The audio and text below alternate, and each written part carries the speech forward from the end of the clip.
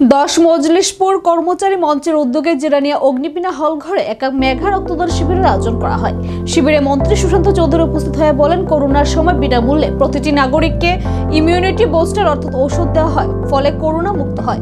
তবু অনেকের মধ্যে করোনার সময়কাল থেকে রক্ত নিয়ে অনীহা দেখা যাচ্ছে। এই অনীহা বিভিন্ন সংস্থা, অফিস ও সংগঠন রক্তদানের মাধ্যমে দূর করতে পারবে। রক্তদান একটি মানবিক দায়বদ্ধতা ও সামাজিক অঙ্গীকার। রক্তদান মহৎদান সারা ত্রিপুরা রাজ্য জুড়ে চলছে এই মহৎদানের কর্মযোগ্য। মন্ত্রী সুশান্ত চৌধুরী আরো বলেন, সনাতন ধর্ম অনুযায়ী যে কোনো শুভ কাজ করার আগে দান করলে মঙ্গল হয়, সেটা বস্ত্রদান, অন্নদান বা রক্তদান যেটাই হোক। তাছাড়া কর্মচারীরা হচ্ছে সরকারের একটি অংশ, তাদেরকে ছাড়া উন্নয়নের কোনো কর্মসূচি করা সম্ভব নয়। মজলিশপুরের কর্মচারী মঞ্চের প্রশাসনিক কাজের বাইরে মানব ধর্ম পালনের লক্ষ্যে এই মহতি কাজের জন্য কর্মচারী মঞ্চকে অসংখ্য ধন্যবাদ জ্ঞাপন করেন তিনি। পাশাপাশি বলেন, আগামী দিনে যাতে 10 মজলিশপুর কর্মচারী কমিটি অন্যান্য বিভাগীয় কমিটির তুলনায় এক নজির সৃষ্টি করবে বলে আশা প্রকাশ করেন। সিভিলিয়ানদেরকে অ্যাটাক করেছে, অথচ আমাদের ভারত থেকে ড্রোনের মাধ্যমে, জেট ফাইটারের মাধ্যমে পাকিস্তানে যে অ্যাটাক করা হয়েছে তা ছিল টার্গেটেড প্রিসিশন অ্যাটাক। অর্থাৎ আমি টার্গেট করব, জঙ্গি ঘাঁটিকে আমি গুড়িয়ে দেব। আমার লড়াই সাধারণ জনগণের বিরুদ্ধে নয়, আমার লড়াই হচ্ছে অ্যাগেন্স্ট টেরোরিজম, উগ্রপন্থার বিরুদ্ধে। আমি টেরোরিজমকে আমি নির্মূল করব, এটাই মোদিজির সংকল্প। তাই জঙ্গি ঘাঁটিগুলোকে ধ্বংস করার জন্য স্ট্র্যাটেজিক্যালি এবং প্রিসিশন অ্যাটাক আমাদের সরকার থেকে, আর্মি থেকে, নেভি থেকে বা এয়ারফোর্স থেকে সেটা সম্পন্ন করা হয়েছে।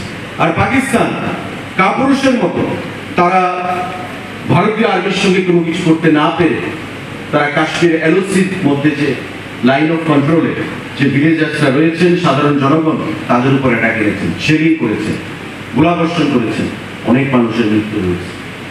একটা পরিবার, বাবা মা, ছোট্ট ছেলে, ছোট্ট মেয়ে, গুলাগুলি হচ্ছে, মা দূর থেকে দেখছে, বাবা ওই সাইড থেকে দেখছে। বাচ্চা ছেলে মেয়ে দুটো দৌড় দিল, দৌড়ে মার কাছে বাবার কাছে যাবে, দুটো গুলি এসে বাচ্চা দুটোর উপর পড়লো, স্পট ডেড হয়ে গেল। বাবা দৌড়ে এসে তাদেরকে বাঁচানোর চেষ্টা করলো, পারলো না, বাবার একটা হাত উড়ে গেল। মা দূর থেকে তাকে হাঁ করে দেখছে আর কাঁদছে। একটা ভাবুন, একটা পরিবার, খুশি সুখীর পরিবার সেকেন্ডের মধ্যে শেষ হয়ে গেল চোখের সামনে। আজকে মা শুধু বেঁচে আছে, বাবা নেই, ছেলে নেই, মেয়ে নেই। এভাবে পাকিস্তান কাপুরুষিত হামলা করেছে। আমরা বরাবর পাকিস্তানের এই কাপুরুষিত হামলাকে নিন্দা করেছি, সরকার থেকে নিন্দা করেছে, এবং এই যুদ্ধে পাকিস্তানের জঙ্গি ঘাঁটি অনেক গুড়িয়ে দেওয়া হয়েছে, পাকিস্তানের এয়ারবেস নষ্ট করে দেওয়া হয়েছে, এবং আমাদেরকে তারা ড্রোনের মাধ্যমে, মিসাইলের মাধ্যমে যে অ্যাটাক তারা করেছে, আমাদের এয়ার ডিফেন্স সিস্টেম সেগুলোকে প্রত্যেকগুলোকে নাকাম করেছে। ভারতবর্ষের কোনো এয়ারবেসকে তারা ক্ষতি করতে পারেনি, যেটা ভারতবর্ষের আর্মি, নেভি এবং এয়ারফোর্স সংগঠিত করেছে পাকিস্তানে। শুধু তারা সিভিলিয়ানদের উপর সেটা না পেরে বর্বরচিত হামলা করেছে। এবং কালকে 3:30টার সময় আমেরিকান রাষ্ট্রপতি ট্রাম্পের প্রেসারে এসে পাকিস্তানের সেনাকর্তা ভারতবর্ষকে প্রস্তাব দিয়েছে যে আমরা যুদ্ধবিরতি চাই।